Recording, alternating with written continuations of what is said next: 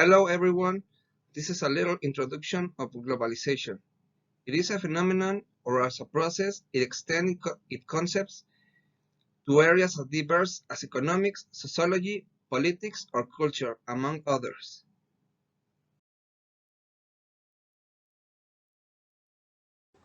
Trade and finance deregulation process which is intended to eliminate the regulation that weigh on the operation of financial market to give it a greater flexibility in this operation. The regulation is based on the idea that the market is the most efficient mechanism for allocation resource, therefore barriers to entry or exit and other restriction on competition should be eliminated.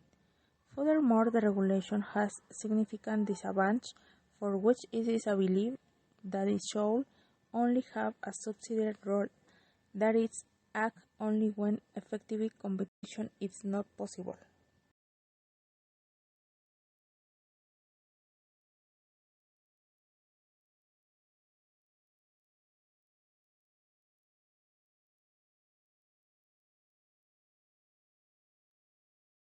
A multinational corporation are those ones with establishments in two or more countries.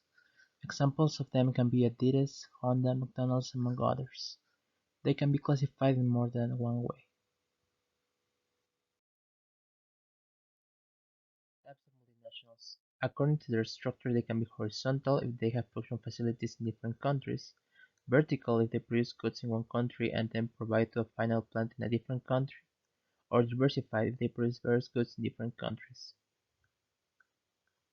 According to their operation, they can be ethnocentric if they have headquarters in the country of origin, polycentric if they give more freedom to their subsidiaries, and geocentric, having independent locals with more freedom and their own policies. The perception of multinationals is divided. While some see them as crucial for the development and growth as part of the big globalization, others see them as problematic as they abuse low wages paid in developing countries. One of the benefits of globalization is the culture exchange. Communication allow culture exchange. This shared knowledge enriches everyone, both in the field of ideas and economically.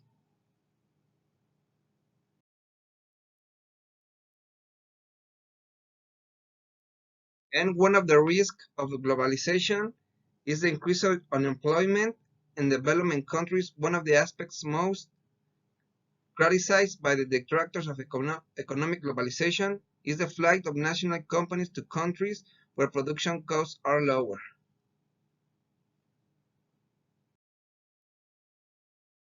21st century economy. 100 years ago, the international economy was entering the 20th century with the first flow of goods, services, and capital in human history.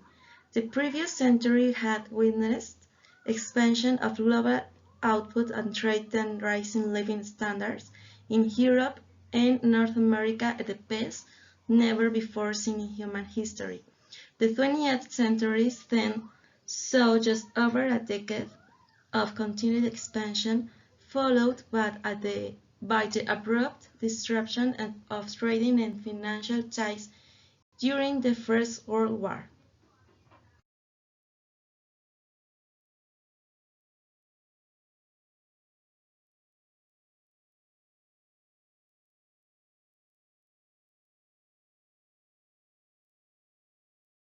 Therefore, globalization has come to be used to represent modern 20th century economics and social processes, including the instant exchange of money enabled by Internet technologies.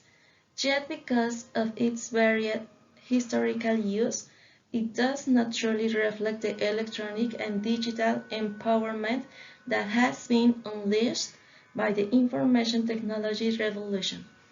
Therefore, globalization is not an accurate descriptor of the 21st century and the Internet-driven transformational change sweeping the international economic landscape.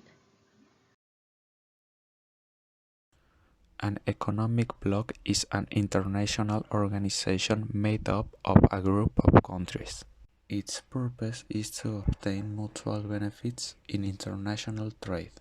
These forms of union are made from treaties that can be of different types. Currently, most of the economic blocs are defined by the region. However, they can also be formed around the production of a specific product. Economic and financial crisis. It cannot be said that economic globalization is the main cause of the current financial crisis, but it is true that greater international economic and financial integration has caused the transmission of the effects of the crisis to the entire world to have been faster and more intense. The Finnish crisis is part of the economic crisis. However, the financial crisis does not arise in productive economic factors can affect the country's banking system, banking crisis, and the monetary system.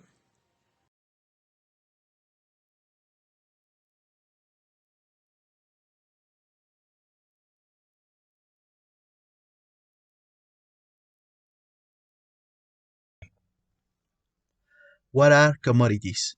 In a very basic sense, a commodity is a tangible material that can be traded, bought, or sold. They are normally used as input in the manufacture of other more refined products. For example, oil is a basic product that is used in the production of plastic materials. These commodities can be traded on the national or international market by traders and investors, either with cash or through other currencies. However, commodities can also be exchanged for goods or of similar value.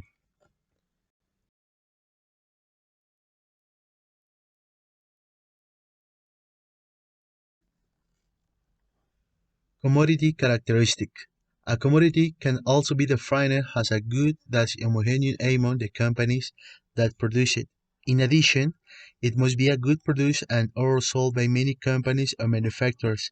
A specific example of commodities are crude oil, coal, and gold. These commodities can be traded as an essential product because they can be considered uniform to be traded throughout the world. We can differentiate between soft products that are grown like wheat and hard products that are mined like gold and silver. Finally, one of the most notable characteristics of commodities is their volatility, that is, the fluctuation to which their price are subject throughout the year.